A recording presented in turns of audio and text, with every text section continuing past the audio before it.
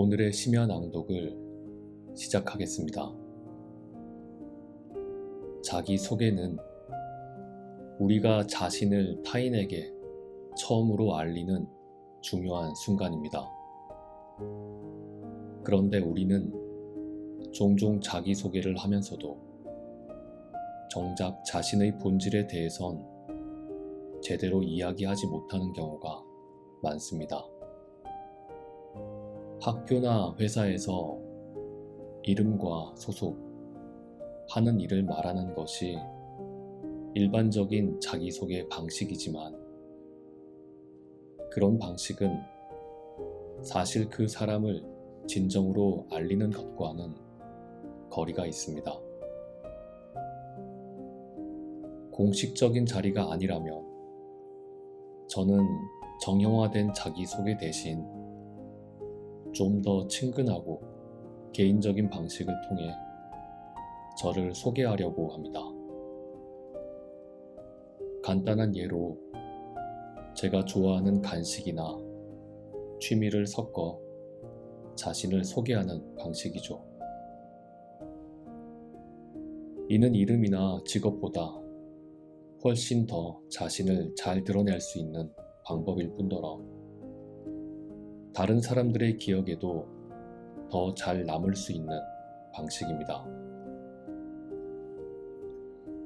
어쩌면 사람들이 저를 기억할 때 제 이름이나 직업보다는 제가 좋아하는 간식이나 유머를 떠올릴 가능성이 더 큽니다.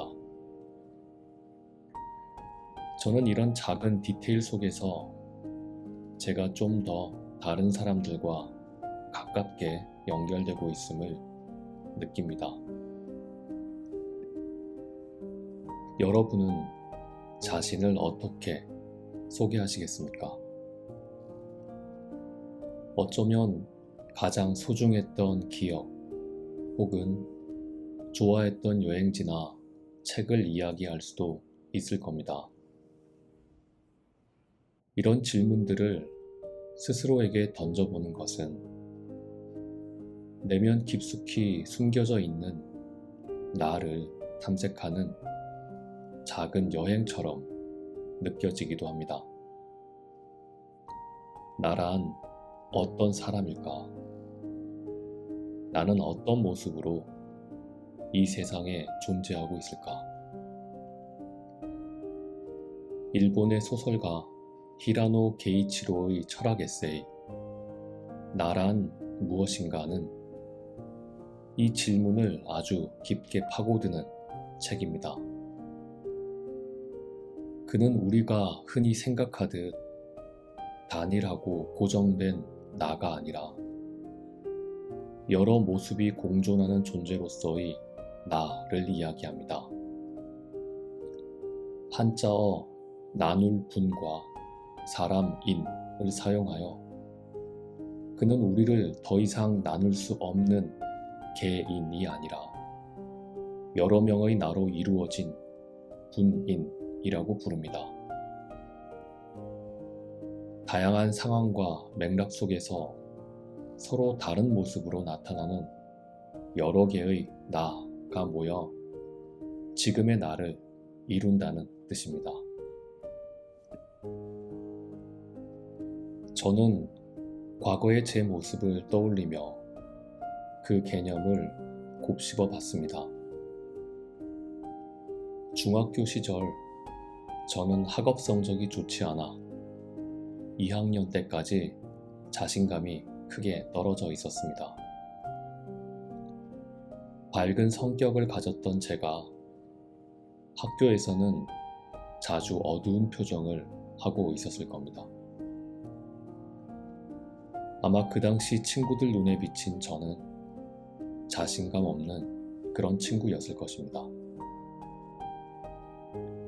그런데 3학년이 되면서 다행히 성적이 오르고 자연스럽게 성격도 다시 밝아졌습니다. 새로운 친구들에게 저는 자신감 넘치고 긍정적인 아이로 비춰졌을 겁니다. 그렇다면 2학년 때의 저는 가짜였고 3학년의 제가 진짜였을까요? 아닙니다. 두 모습 모두 진짜 저였습니다. 상황에 따라 다른 제가 나온 것이지요. 히라노 게이치로의 분인 개념은 이런 의문에 명확한 해답을 제시합니다. 인간은 하나의 고정된 존재가 아니라 다양한 모습의 집합체라는 겁니다. 예를 들어 제가 편의점에서 일을 하고 있다고 가정하면 그곳에서 일하는 저는 직원으로서의 제가 나옵니다. 또한 친구들과 함께 있을 때는 친구로서의 제가 나타납니다. 집에서는 가족의 일원으로서 존재하고 혼자 있는 시간에는 음악을 듣는 음악 팬으로 존재합니다.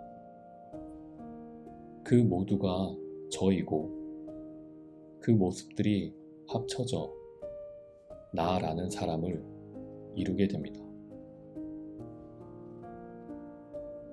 이 개념은 제 삶을 바라보는 관점을 크게 바꾸어 놓았습니다. 거래처로부터 부당한 일을 겪고 억울한 마음이 들 때면 저는 가끔 그 마음에 사로잡혀 저의 전부를 부정적으로 바라보곤 했습니다. 그런데 퇴근 후 친구들과 만나게 되면 회사에서의 어려움이 저의 전부가 아님을 알게 됩니다.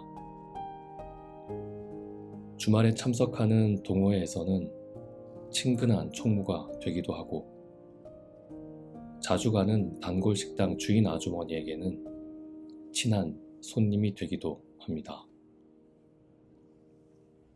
한 가지 모습에만 얽매이지 않을 때 우리는 스스로를 더 긍정적으로 바라볼 수 있습니다. 힘든 순간에도 나의 다른 모습을 떠올리며 그 순간을 이겨낼 용기를 얻을 수 있게 되는 것이죠. 이런 관점으로 생각한다면 우리는 각자의 분인으로 살아가며 서로에게 영향을 미치는 존재들입니다. 나의 존재가 다른 사람에게 영향을 주고 또 다른 이들의 존재가 나를 변화시킵니다. 친구와의 대화에서 우리는 서로의 생각을 나누고 때로는 공감하며 서로를 성장시킵니다.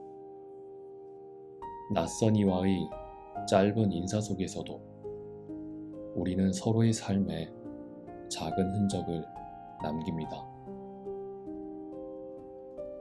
제가 히라노 게이치로를 기억하는 것은 오래전의 일입니다.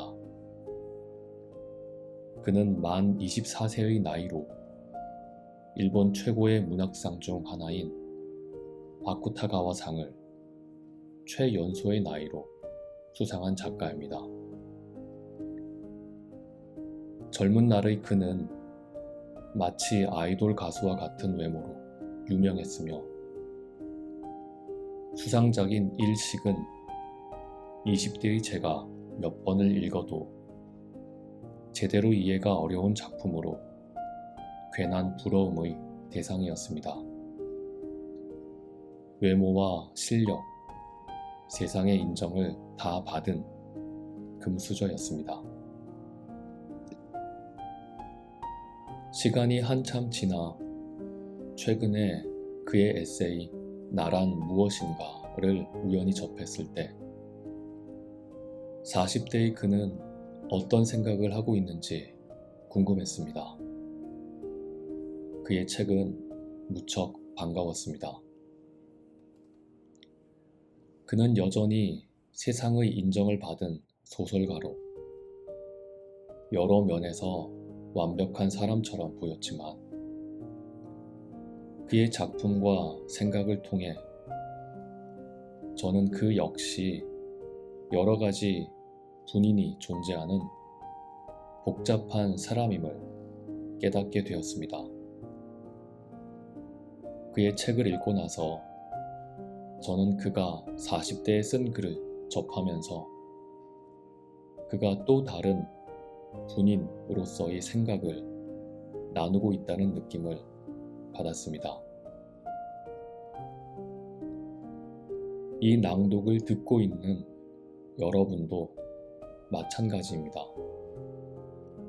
지금 이 순간 저는 저의 분인 중 하나로 여러분 앞에 서 있고 여러분은 이 낭독을 들으며 또 하나의 분인으로 저와 교감하고 있습니다. 이러한 소소한 교감들이 모여 우리의 삶을 조금씩 레고 블록처럼 만들어가는 것입니다.